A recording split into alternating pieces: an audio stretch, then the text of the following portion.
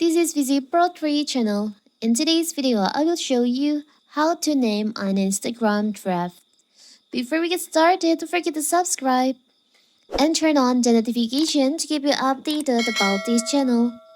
So let's go. Instagram has introduced two updates for Reels draft. First, user can now customize the name of their draft to rename a draft. Simply, it's so simple. So in this video, I will show you how to do it. So first of all, we have to open our Instagram.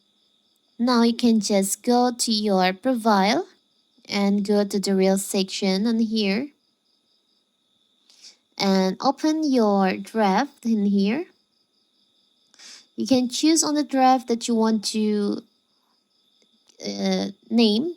For example, we choose this one. You can tap on the three dots on the draft.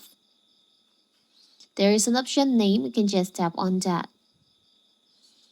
For example, maybe I will name this draft like this. Now you can just tap on done. And now you can see your draft now has name, not only a date on the draft. You can do the same thing for the other draft. This. So simple, right? So that is how to name draft on your Instagram.